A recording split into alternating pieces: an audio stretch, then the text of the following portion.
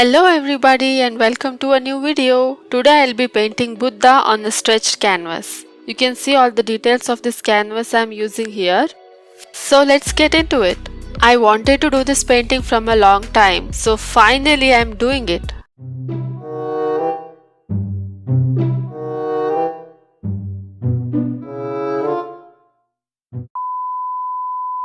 Getting into the canvas was the difficult part here. Glad it's done. I don't like the feeling of sketching on the canvas, so I just sketched on a paper and transferred it. I did a couple of swatches on the paper to see which colors go good together. I am loving this blue and red combination. Now let's start by adding colors. I'll just put a thin base coat of orange before I start adding the details. As I said in the beginning, I'll be doing a blue and red color combination. So the Buddha will be painted in blue color and the background and the rest of the things will be in red or orange tones. I'm just using different shades of blue and doing a base coat first. I'll definitely alter it more and blend it and make it more beautiful. This is just a base coat. I had an idea while doing this painting that for the video I should not only talk about my painting process but also about what I'm painting, or in this case who I am painting. So I did a quick little Google about Buddha and his story. So I'll share some of them with you. I hope that's okay. So let me tell you a little story about Buddha. But before I start, I'd like to say that I'm not an expert of any kind or a historian or whatever. So if I got anything wrong, I am sorry. Please correct me.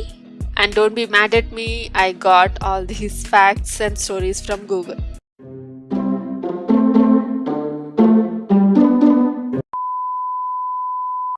Once the face features are all blended nicely and it looks good, I'm adding more details and definition using the darkest shade of blue. I'm trying not to use any black here.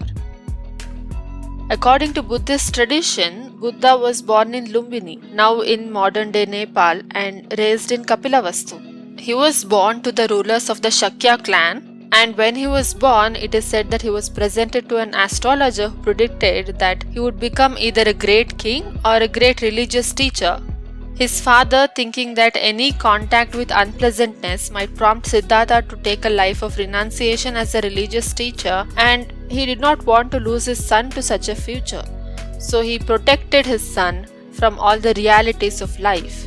So Buddha led a very protected and comfortable life in his palace, basically. But at the age of 29, he made 3 successive chariot rides outside the palace grounds and saw an old person, a sick person, and a corpse. He saw all of those for the first time.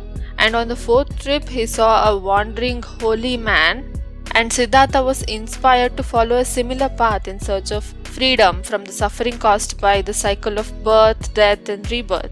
Since he knew that his father would try to stop him from following such a path, he secretly left the palace in the middle of the night, and he left all of his belongings and all of the luxurious things that he had in the palace. And thus began the journey of Buddha's road to enlightenment. And there are a lot of important events and miracles that followed, but I don't think I know enough to speak about it, so I won't. But I do have another interesting story. We have all seen many images and statues and pictures of Buddha, right? Do you remember that round, curly things that are on top of Buddha's head?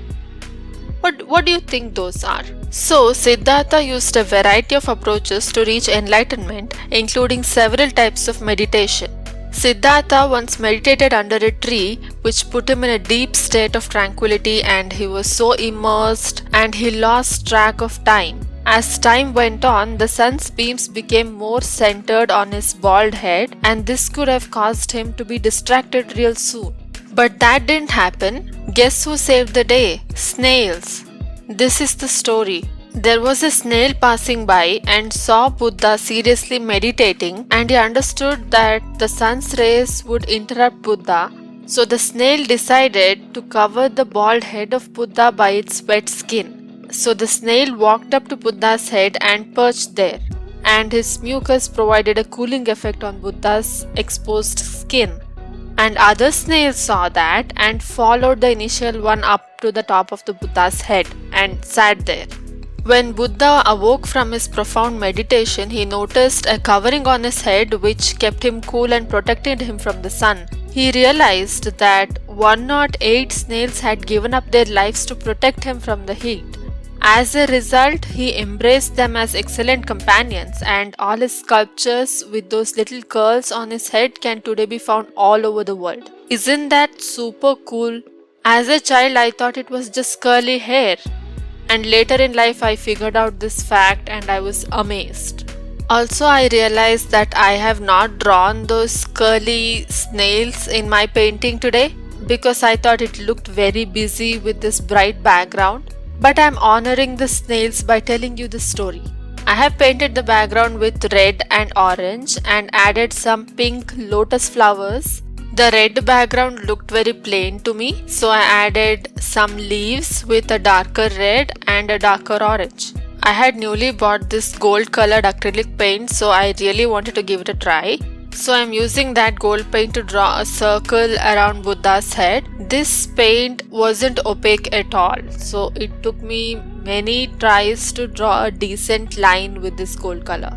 Later I did some final touch-ups off camera, and the final step is to coat the whole painting with varnish. And once that is done, the painting is finished. This painting took me many days to sketch and figure out the color combination and finally paint it. But it took me way longer to edit the video and put it out here. And I tried something new this time, telling you a little story of Buddha while painting Buddha. I really enjoyed creating this painting. Hope you liked it too. Subscribe for more art videos. Thanks for watching. Bye.